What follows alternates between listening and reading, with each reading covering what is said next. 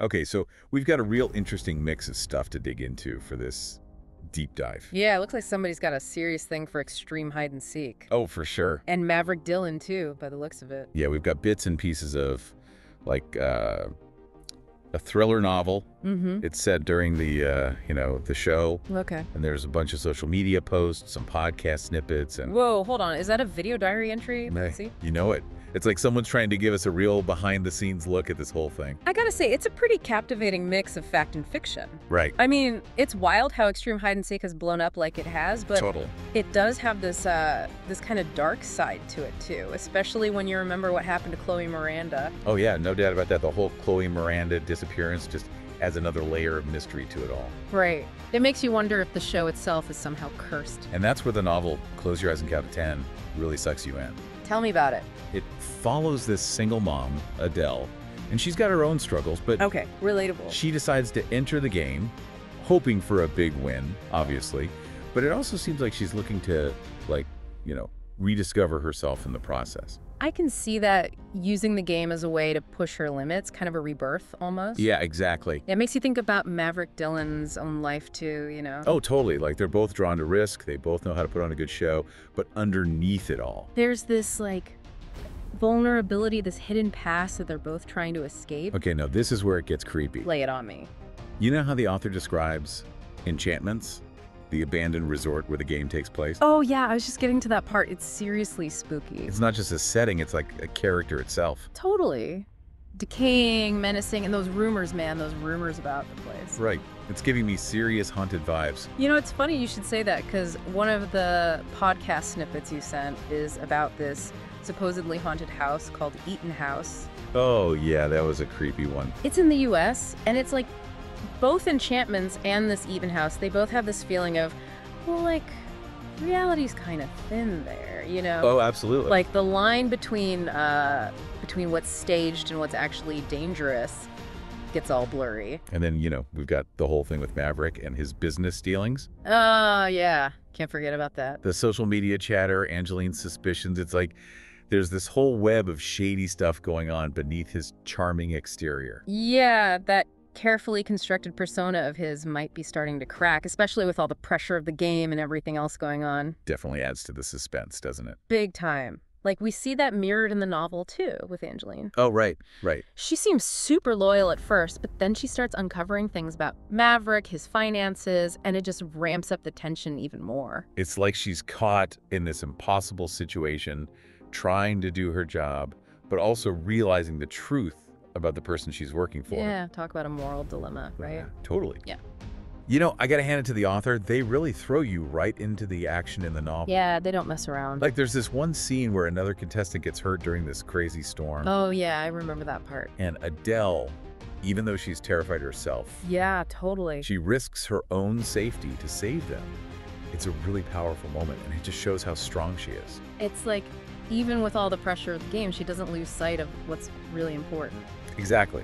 It's a huge contrast to how Maverick's acting as things start to go sideways. Yeah, good point. While Adele's all about helping others, Maverick seems more worried about protecting his own image, even when everything's falling apart. It's like his ego's driving him, Yeah.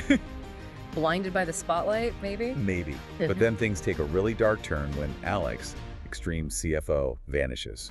Oh, man, that was intense. And in the novel, Angeline uses this disappearance as a chance to dig even deeper into Maverick's finances. Oh, no. And what she finds is a whole trail of lies and deceit.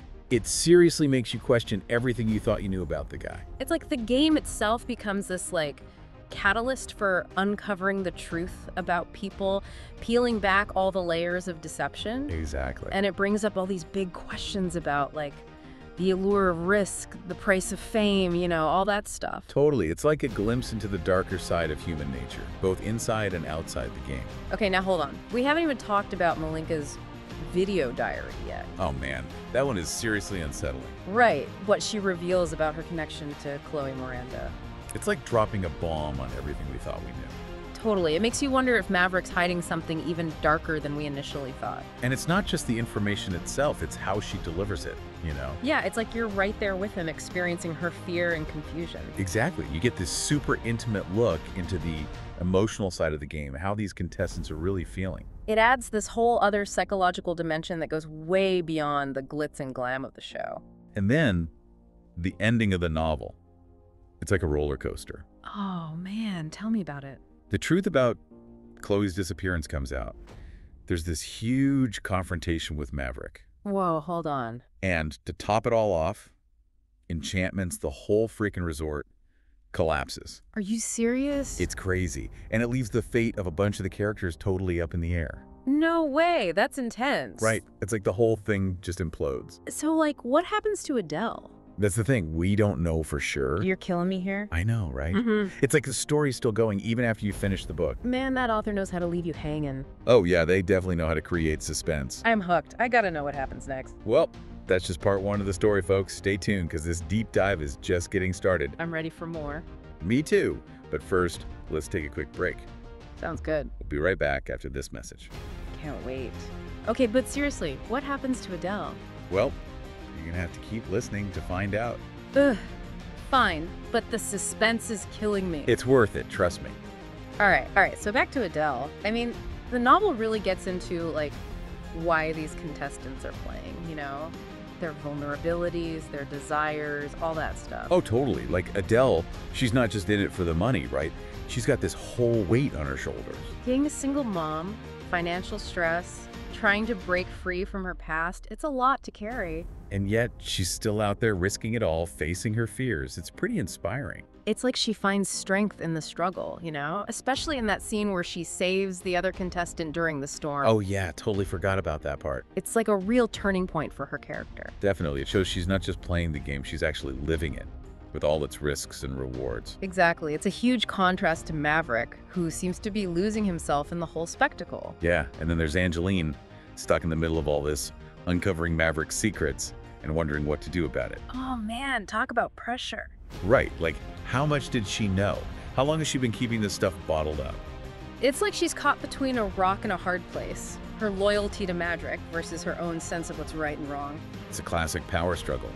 And the stakes just keep getting higher as the story unfolds. And it's not just those three, you know? The novel introduces us to a whole bunch of other characters, each with their own baggage and hidden motivations. Oh yeah, Wild Cody, Malinka, they all add another layer to the story, right? Totally. It's like the game itself becomes this pressure cooker, forcing them to confront their pasts and make choices that could change their lives forever. And it's all happening under this constant scrutiny, like the cameras are always watching, the social media commentators are always judging, and the other players are always scheming. It's like this feeling of being trapped, you know? Nowhere to hide, constantly being observed and evaluated. It makes you wonder how much of it is real and how much is just for show. Right. Like, are these people really who they say they are? Or are they just playing roles for the cameras and the audience? It's a question that haunts the whole story. Like, this unseen observer is always lurking in the background, making you question everything you see and hear. It's almost like the novel itself is playing this game with the reader, you know? Oh yeah, totally. Like, it's making you complicit in the whole thing, forcing you to question your own role as a spectator. It's a pretty powerful commentary on how we consume and judge other people's lives, especially in this age of social media and reality TV. Totally. And it's not just about entertainment. It's about understanding the human condition. Like, what drives people to extremes, what makes them tick, what they're willing to sacrifice for fame and fortune. And the consequences, right? The price they pay, not just themselves, but the people around them. It's like the whole thing's a cautionary tale about the dangers of getting caught up in the spectacle, losing sight of what really matters. The novel's climax is a whirlwind of revelations and confrontations. It's like everything comes crashing down at once. The truth about Chloe's disappearance comes out. Maverick's schemes are exposed, and Enchantment's literally crumbles to the ground. It's like a symbolic end to the whole charade. The illusion of safety and control completely shattered. And the fates of some of the characters are left hanging in the balance. Like, we don't know for sure if they made it out alive. It's a pretty bold move by the author, leaving so much unresolved. Yeah, it's like the story continues even after you close the book. It definitely leaves you wanting more, wondering what happened to those who survived, how they'll cope with the trauma, how their lives will be forever changed by their experiences. And then there's that final image. The buzzard feasting on its prey in the aftermath of the storm. It's like this haunting reminder of the cycle of life and death. It's like nature itself is indifferent to our ambitions and desires. It's a powerful image that stays with you long after you finish the book, making you question the meaning of it all. And then we have the podcast, Stranger Than Fiction, which tackles this whole thing head on, Oh yeah, that one's a wild ride. The host, Harley Granger, keeps asking this one question that really gets you thinking. Hit me with, Who is the villain in this story?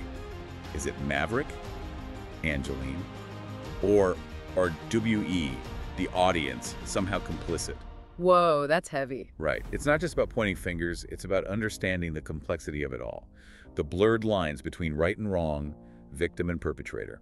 And the fact that Harley Granger himself has had his own share of scandals. Oh yeah, definitely adds another layer to it. It's like he's using his own experiences to explore these themes of deception, redemption, and the price of fame, drawing parallels between his own life and the events surrounding extreme hide-and-seek. It's a pretty unique perspective, and it makes you think about the motivations of everyone involved, even the people who are supposed to be reporting on the story. It's like a hall of mirrors, you know? You can't always trust what you see or hear, and everyone has their own agenda. Exactly, and then on top of all that, we have all these other sources you sent. The social media posts, the news articles, those weird messages from Mavis Salyer. It's like they're all pieces of a puzzle, and we're trying to put them together to get the full picture.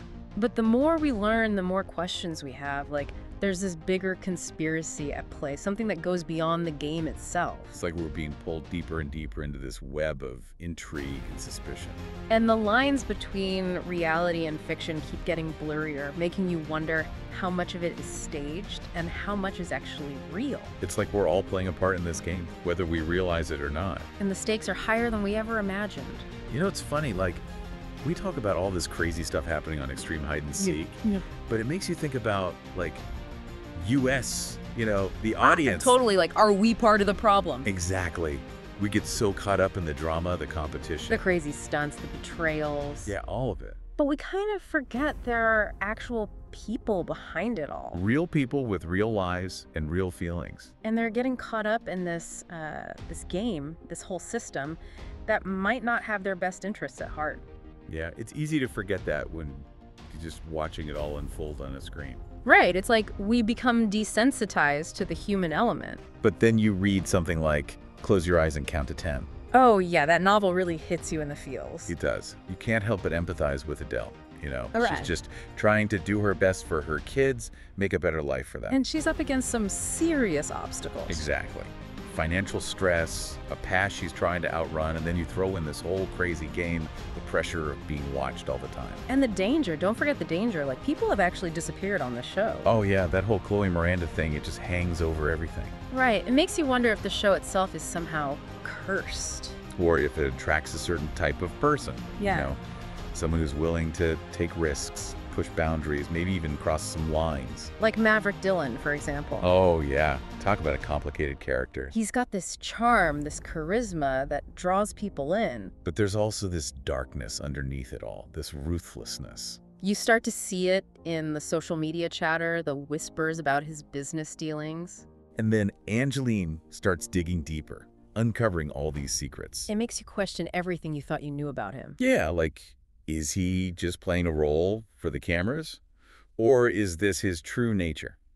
It's a question that hangs over the whole story, like how much of what we see is real and how much is just manufactured for our entertainment. It's a mind trip, for sure. And it's not just Maverick. The novel does a great job of showing how the game affects everyone involved, the contestants, the crew, even the viewers. Yeah, it's like this whole ecosystem of ambition, desperation, and the desire for fame. And the consequences can be devastating. Totally, like, people get hurt, lives get ruined, and for what? A shot at $1 million and some fleeting fame. It makes you question what we as a society are willing to accept in the name of entertainment. Right.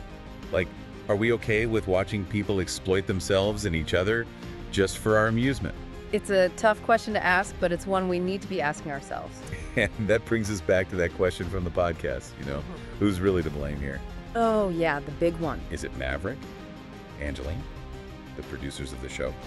Or is it us, the viewers, who keep tuning in, who crave this kind of drama. It's like we're all complicit in some way, you know? It's a lot to unpack, but that's what makes this whole deep dive so fascinating. It's not just about a reality show, it's about us, about human nature, about the choices we make and the consequences we face. It's about understanding the power of stories, how they shape our perceptions, our values, even our realities. And recognizing that sometimes the most dangerous games are the ones we play with ourselves.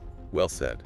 So if you're out there listening, think about it. Yeah, think about your own relationship with reality TV, with social media, with the stories you consume and the stories you tell. Be critical, be mindful, and most importantly, be kind to yourself and others. Because in the end, that's all that really matters. Thanks for joining us on this deep dive, folks. And remember, the game may continue, but the journey of self-discovery never truly ends. Keep exploring, keep questioning, and keep choosing your own adventure.